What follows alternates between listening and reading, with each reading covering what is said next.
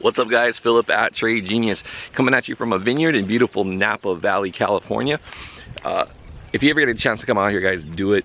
Great place to hang out, taste some great wine, and the food up here is just amazing. So definitely check it out. But we're gonna dive into Bitcoin charts in this video. We're gonna take a look at the monthly close. That was really bullish. Weekly and daily stuff. We're gonna take a look at the technicals. We're approaching 6K, so we have levels that we need to be aware of as far as resistance goes. And we're also going to take a look at the fear and greed indicator and see what that's telling us. So guys, without further ado, let's dive into this video and check that out.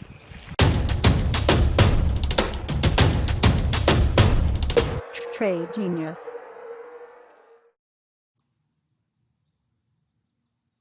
Testing 1 2 3. Okay guys, first up is our monthly chart. As you can see, we've now had 3 consecutive months of green monthly bars. As you can see, during this bear market, we didn't have but 1 month of green. So there was never a consecutive time period in this bear market where we had green monthly bars, and now we've had 3 consecutive. So just price action alone is telling us that the bear market price action is over. So as Bitcoin broke through these prior weekly highs, we were talking about those were really important, and broke through this volume node. Basically, you had this area, this volume void on the volume profile, and price moved pretty quickly through it. But now you notice we have this other volume void here, and that's going to be coinciding with this previous area of resistance on price action. And then I have this area here highlighted in this pinkish color, and I'll show you what that is in here in a bit. But all this adds up to where, okay, this move has been really good, but we're probably going to have to expect that this thing takes a bit of a break here, and we'll see some, period of less exciting price action, I think, but it's okay in the terms of putting in a bottom on this bear market and continuing higher. So now let's dive down into the weekly chart.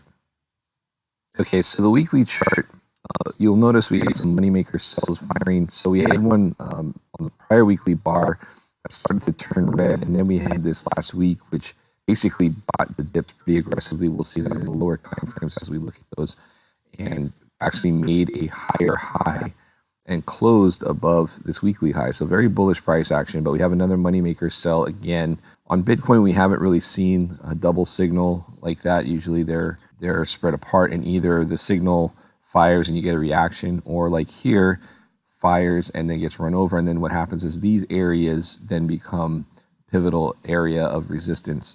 So we're going to talk about that a little bit more. So on Bitcoin, again, we're looking at signs of slowing down. You don't want to be getting long and strong when the end of the move is upon us. Now, you've noticed on the weekly, the stochastics are starting to roll over.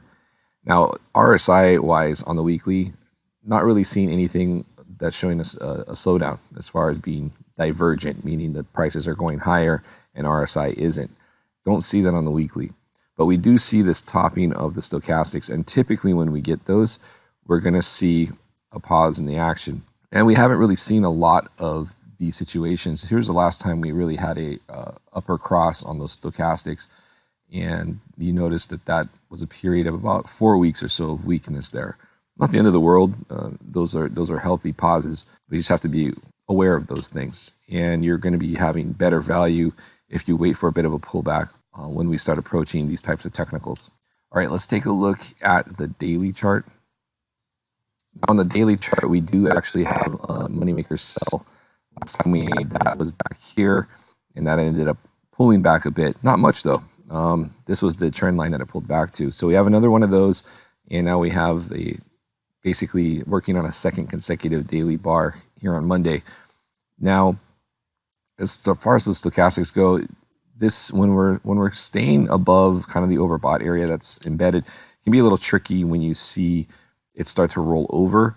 Usually in the past, this type of price action has had some continuation, but you notice on this move up, it's all been basically dip buying. So we do have a little bit of a bullish, we call this a hidden divergence. RSI is basically making equal highs, but price has gone higher.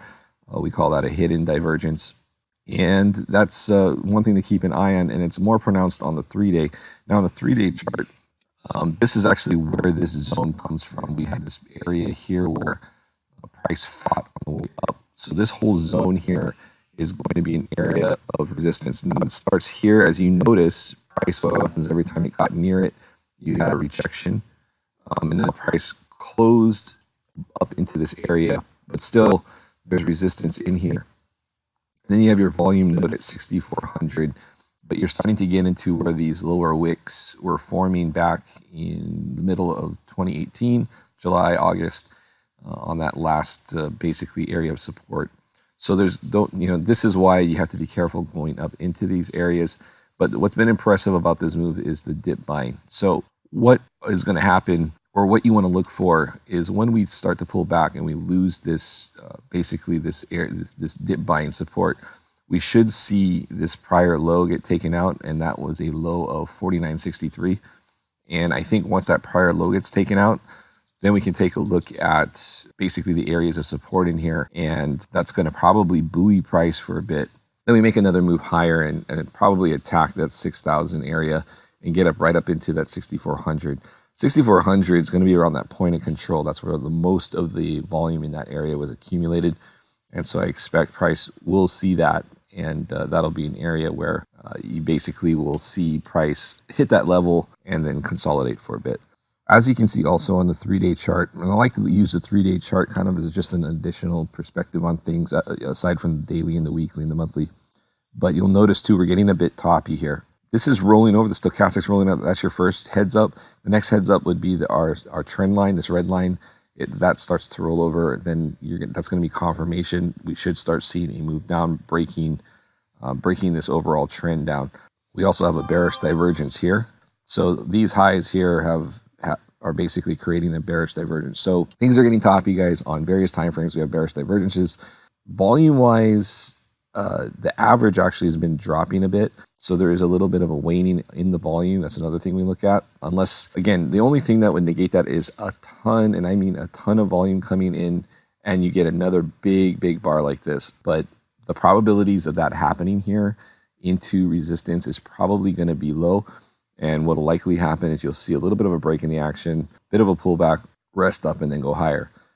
Do I think that we're going to go back and test, the prior lows? At this point, the probabilities of that are very slim, considering where we are in the halving cycles. The halving cycles dictate all of the price action, always have. And so when you're, this many days out from the halving for Bitcoin, you're going that's historically the bottoms have been put in, and you basically start your next bull run.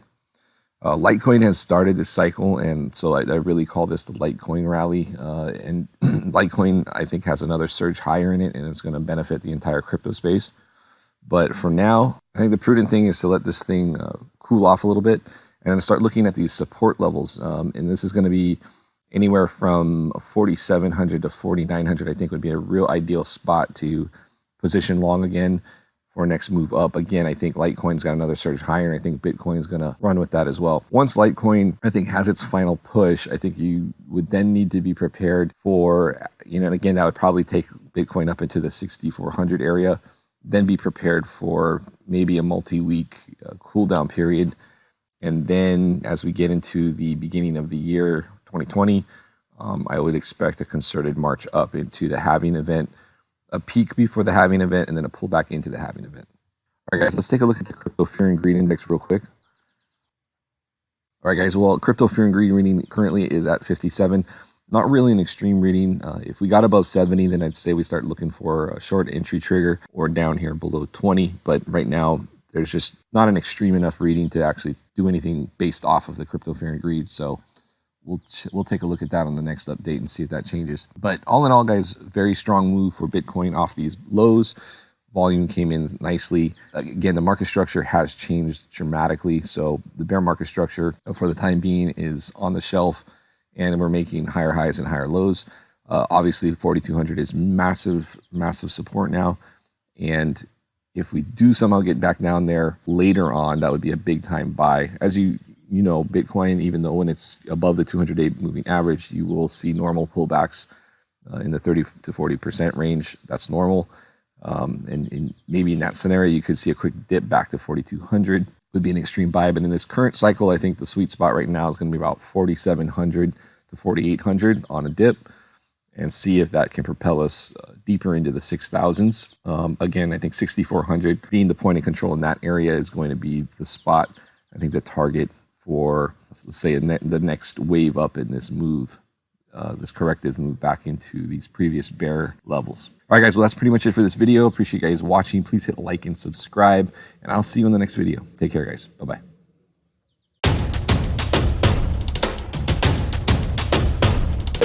Trade Genius.